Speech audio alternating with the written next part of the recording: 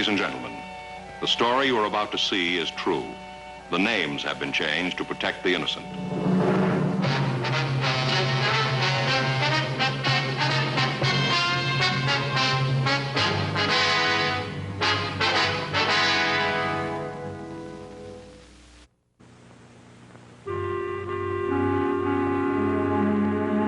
This is the city. Los Angeles, California. 200 years old, and it's still a youngster.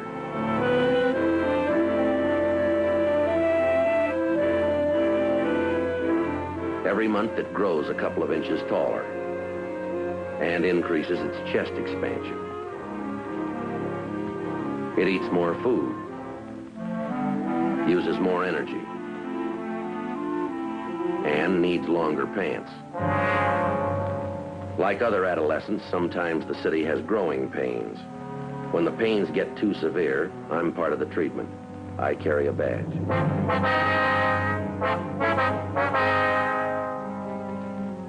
It was Monday, October 15th. It was cloudy in Los Angeles. We were working the day watch out of a special detail of homicide division. My partner's Frank Smith. The boss is Captain Hertel. My name's Friday. We had rumors of an impending war between juvenile gangs in the city. Reportedly, the gangs were well supplied with homemade weapons. We didn't know when the fighting might start. We had to try and stop it.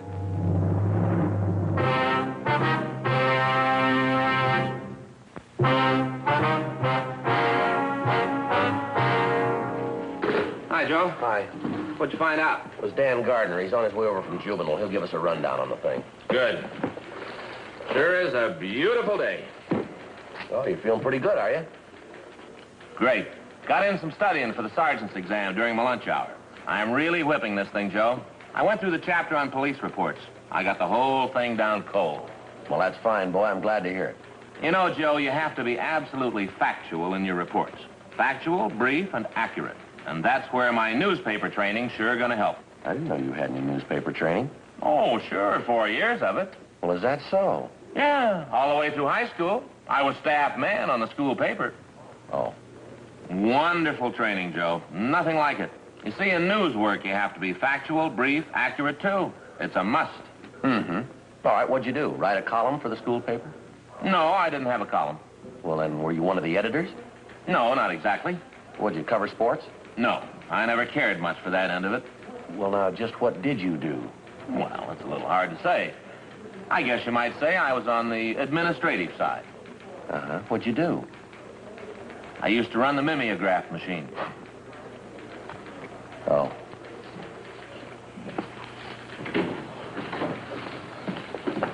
Hi, Joe. Frank. What'd you say, Gardner? Hi, Dan. Good to see you. How are things going? Oh, not bad. A little slow. Sit down, Dan.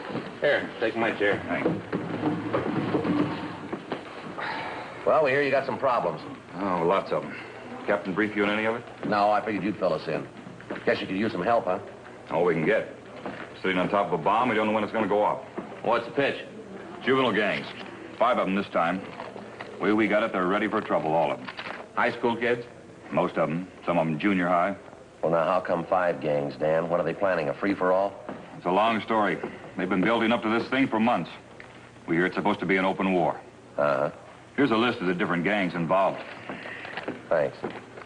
You can see there, same crowds we've been riding herd on for the last couple of years. Yeah. Night Prowlers, Blue Devils, Black Tigers, Green Valley, Chalk Hill, yeah. Here's the breakdown on each one of them. Hard to get exact figures, but we think it's fairly accurate. Yeah. Night Prowlers gang, 26 members. Leader unknown. The Blue Devils, 18 members. Leader Bertram Willis, age 16. The Black Tigers, 22 members. Leader Robert Barson, age 17. They're supposed to be the strongest bunch. Green Valley gang, 20 members. Leader unknown. Chalk Hill gang, 16 members. Leader Thomas Resnick, age 18. What's behind it, Gardner? A lot of factors enter into it, I guess. My own idea, the Black Tigers gang's doing most of the promoting. What's the object? The usual big shot idea some high school kids get. Black Tigers figure they're going to run the whole city. They've already scared the Green Valley gang, the Blue Devils, into joining up with them. Well, how'd they manage that? I'd like to find out myself. Dan, how about the other 2 crowds, Chalk Hill and the Night Prowlers? The story I get is they won't come in with the Black Tigers. That's supposed to be the reason for the war. Either they join up with the Black Tigers or they fight them. That's the warning they got. Well, I don't get it, Dan. Who's doing the organizing? Who's promoting it? I got an idea about that. I'll get to it in a minute. Take a look at these things.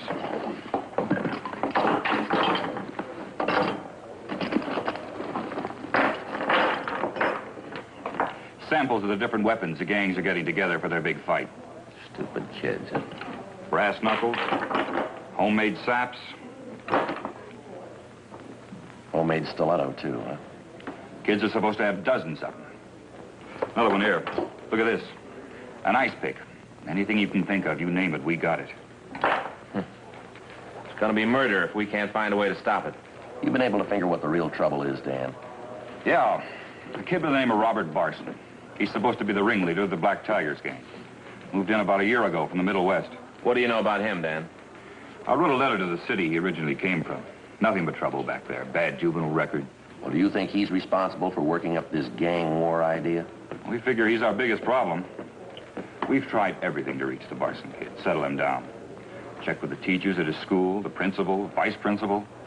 They can't handle him. They figure on expelling him if he doesn't straighten out. Tell me, Dan, how about the other youngsters in these gangs? I mean, besides this Barson boy. We've got notifications out for them and their parents. They're supposed to be in our office tomorrow night, 7:30. Maybe we can break Barson's hold on these kids. Oh, it sure got me. What's the matter with this Barson boy's parents? Don't they know what's going on? Can't they control him? We tried to talk to the parents. They think we're wrong. They're proud of the kid. He's got a high IQ. They think he's a natural-born leader.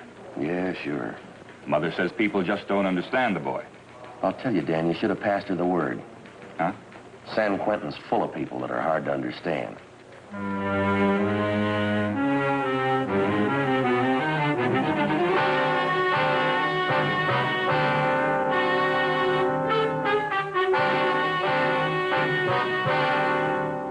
The following night, Tuesday, October 16th, the members and ringleaders of various juvenile gangs, along with their parents, showed up at Georgia Street Juvenile as requested.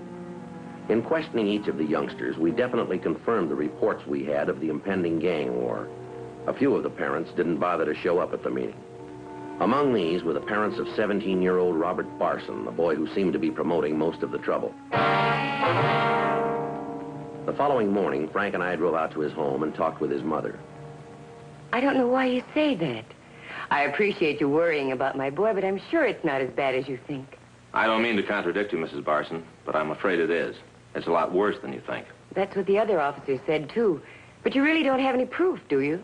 I mean, a few idle rumors. You certainly can't accuse Robert on that basis.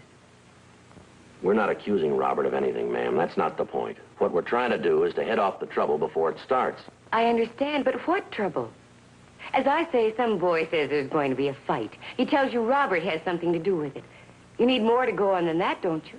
We've got more than some boy's word for it, Mrs. Barson. We've interviewed dozens of them. They all say the same thing. Now, we've got samples of the weapons they use, and we know who's involved. I don't mean to be unreasonable about it, Sergeant. I hope you understand that. Yes, ma'am, we do. It's just that I know my son. You see, very few people really understand Robert. Now, if there's going to be trouble with gangs in the neighborhood, as you say, I'm sure Robert hasn't anything to do with it. If he did, he'd tell me. Well, you were living in the Middle West before he came to Los Angeles, ma'am. Is that right? Yes, that's right. Nebraska. Well, now, wasn't your son involved in some kind of trouble back there? Yes, but it didn't amount to anything. It could have been avoided so easily. They just didn't understand Robert. That was the whole trouble. Tell me, is he an only child, ma'am? Yes, just Robert. But he's not spoiled. I know it's a great temptation with an only child, but we didn't spoil him. Robert just isn't like that. Mm-hmm.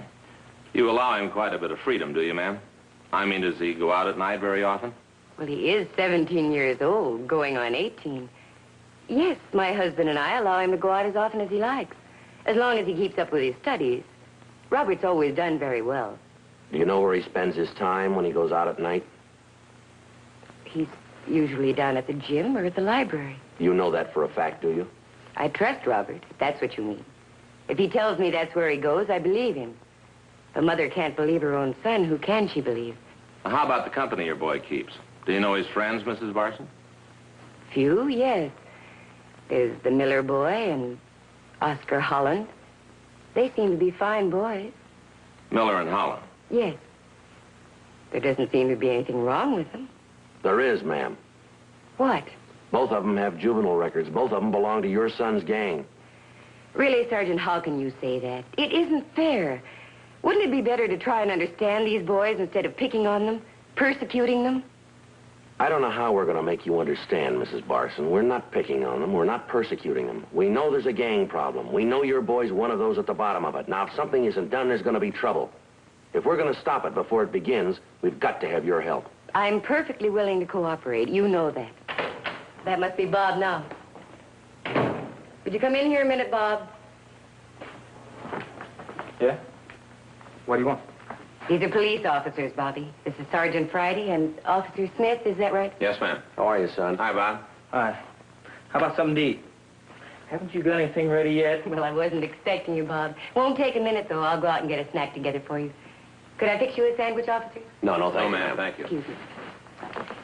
Well, what's this about? You want to see me or you just want to talk to my mother? Sit down here a minute, son. We'll talk to both of you as long as you're here. Well, I've got to take off pretty fast. What's it about? It's about Geronimo. That's the gang's code word for the war you're setting up, isn't it? I don't know what you're talking about. Your gang, Bob, the Black Tigers. We talked to half a dozen of them last night down at Juvenile. I don't know what you're talking about. Somebody must be handing you a line. No. We got the names of everybody in your gang. We know the whole setup. Now, you go ahead with your idea, and you're going to buy a lot of trouble, Bob. You know, a couple cops were here last week, and they wanted to know the same thing. And I don't know any more about it now than I did then. Honest, what's the pitch, anyway? You know what the pitch is, kid. No, I don't, honest. Oh, you think I'm in a gang. Is that it? You're in it up to your neck, son. Now, why don't you come off it? We've got you pegged and everybody that runs with you. That includes the girlfriend you got in the gang. You're not fooling anybody. Well, you must be a little goofy because I'm not in any gang. In fact, I've never even heard of a gang around here. All right, now, you listen to me, boy. You can take this as a warning or a piece of advice any way you want it. You and your friends keep on playing punk gangsters, and we're going to land on you hard. You understand? Well, what is this? You're trying to scare me. If it'll make you change your mind, yeah. Now, if this street war comes off, there's going to be big trouble. What do you think's going to happen when 200 kids tangle in a fight with knives and brass knuckles? Use your head. There you are, Bob. Glass of milk, nice bowl of hot soup, bacon and tomato sandwiches.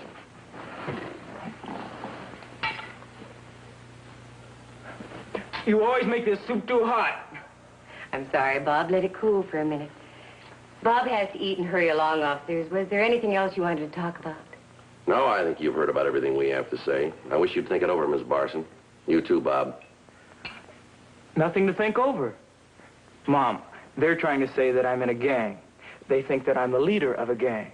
Well, you told them, didn't you, son? Sure. They don't believe me. I wish I could make you understand, Sergeant. He's no gang leader. Robert's telling the truth. No, I'm afraid he's not, ma'am. But he is. I know he is. I mean, after all, he's my son.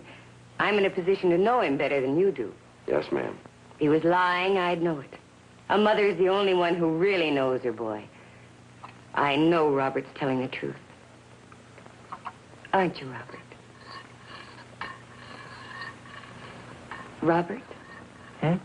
You're telling the truth, aren't you, son? Sure. Soup's cold now, Mom. Before we left the house, we tried again to talk to Robert Barson and his mother, but it was no use. She believed every word he said and apparently refused to believe the possible consequences of the war he was planning for his gang of juveniles.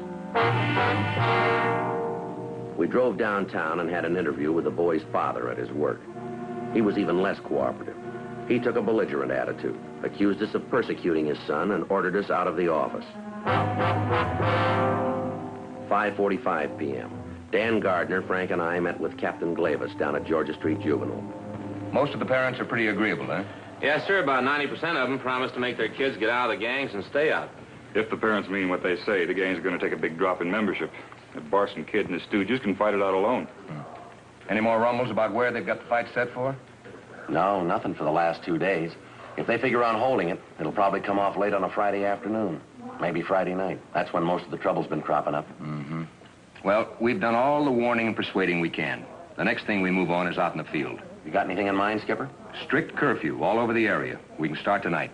Well, what do you figure, just on the weekends? Every night of the week. I'll get some more men in to help out. Every youngster out on the street after 10 o'clock gets stopped. Yes, sir. Every one of them caught with knives, saps, brass knuckles, or anything like them. They're going to be pulled in and filed on. No exceptions. It'll be a lot safer in custody than mixing it in a gang fight. Well, might teach some of the parents a lesson anyway. Captain Glavis. Where was that? When? Yeah, right away. East Boyle Avenue, out near the cemetery. What is it? That curfew was a good idea, but we got it too late. Huh? The gang war, it's already started. Before we left the office, Captain Glavis had communications notify all J cars on the special detail to proceed at once to the scene of the Major 415 call. 10 cars were ordered to cruise the area surrounding the actual scene of the fight. They were to pick up any and all members of the juvenile gangs who showed any evidence of having been in the fight or had in their possession any deadly weapon. When Captain Glavis, Dan Gardner, Frank, and I arrived at the scene, the J cars and 3 radio cars had the area blocked off. An ambulance crew was giving emergency treatment to some of the youngsters injured during the fight. One of them had been blinded. The juveniles who had been lucky enough to escape without serious injury were removed to juvenile headquarters for further questioning. While we were talking to one of the juvenile officers at the scene of the fight, a teenage girl ran up to us and asked us to come with her. She said her boyfriend needed help badly. He's in there. It's terrible. You've got to help him. It's the Barson boy. Yeah. I'll get one of the ambulance crew. Frank, wait a minute. Huh? You better call the coroner.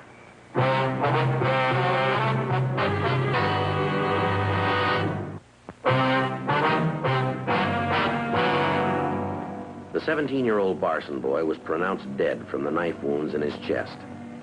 As we left the scene, we asked Sergeants Zachary and McTighe to notify the parents of the deceased. We called Control 1 and informed them that we were bringing in a teenage girl for questioning.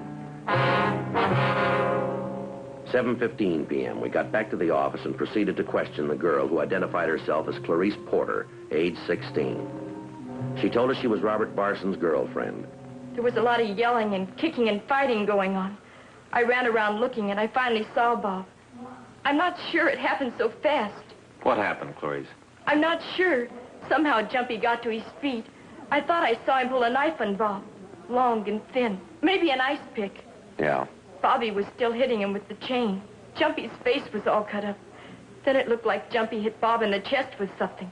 Bobby stopped. Jumpy did it again. Bobby turned white. He looked sick. He started to run. What happened then? Bobby kept running. I went after him. I saw him fall. He got up. He kept running. Then one of the other gang grabbed me. They hit me. It's all right. We understand. I didn't find Bob until the fight was over. I heard the sirens. They were coming around from everywhere. I felt sick. I finally found Bob. He was laying on the seat of the car, just laying there. That's when you called out? I guess I knew it. As soon as I looked at him, he was dead. It's terrible when you find somebody dead. Somebody you love. It'll be all right, youngster. It won't be all right. Now, take it easy, Clarice. I loved Bob. Didn't you know that? When he graduated, we were going to get married. As soon as he got out of school, we'd be married. Married. Clarice? How old are you? 16. Why? Oh, nothing. It happens to practically everybody. Huh? People make a lot of mistakes when they're 16.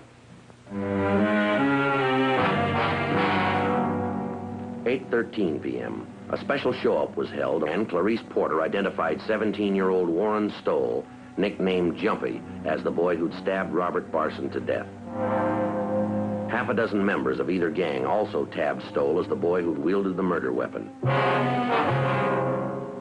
Statements were taken from all concerned. All parties were detained, pending a hearing in juvenile court. 8:53 p.m., Clarice Porter was turned over to a policewoman, and Frank and I started questioning the subject, Warren Soule, about the murder.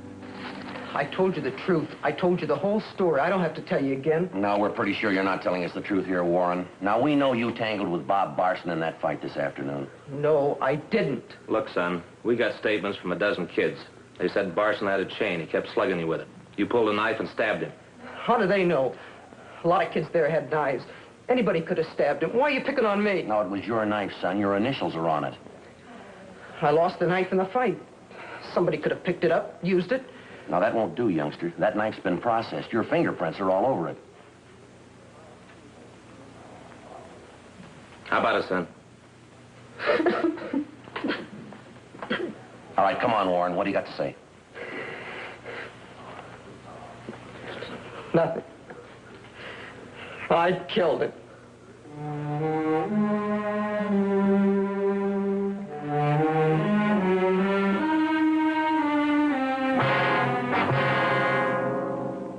Warren Stoll was booked in at Georgia Street Jail on suspicion of manslaughter. We received a call from Sergeant Zachary.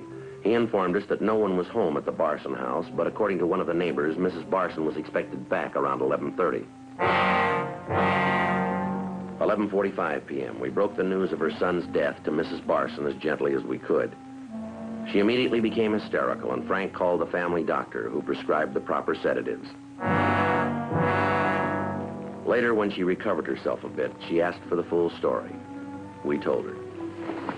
How could it happen? Bobby, how could it happen?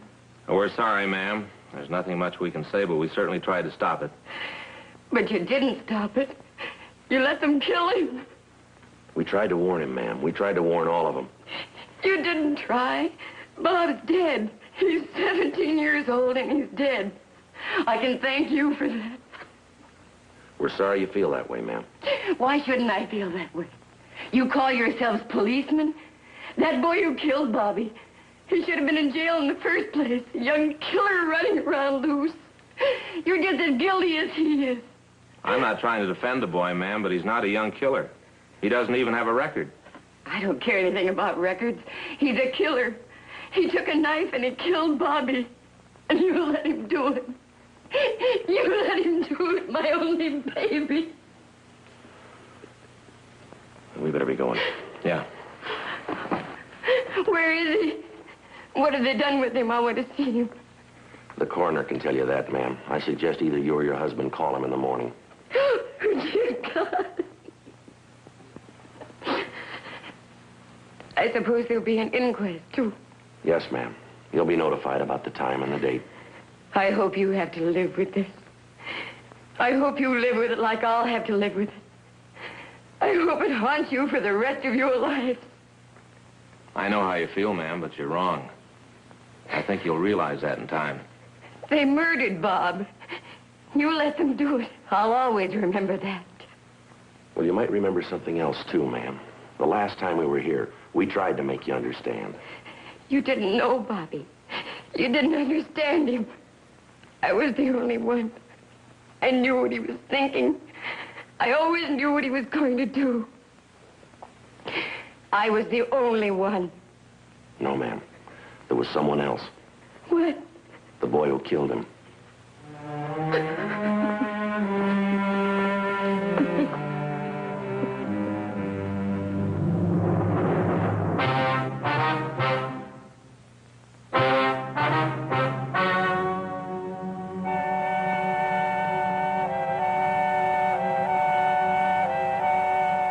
On April 10th, a hearing was held in the juvenile court of the state of California in and for the county of Los Angeles. In a moment, the results of that hearing.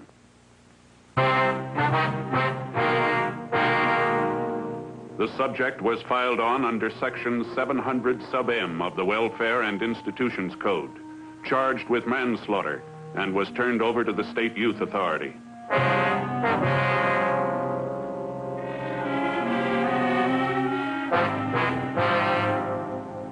17 other principals involved were also filed on under Section 700 sub M of the Welfare and Institutions Code and charged with assault with a deadly weapon. Of those 17, 11 were placed on probation. The remaining 6 were turned over to the State Youth Authority for confinement in one of its facilities.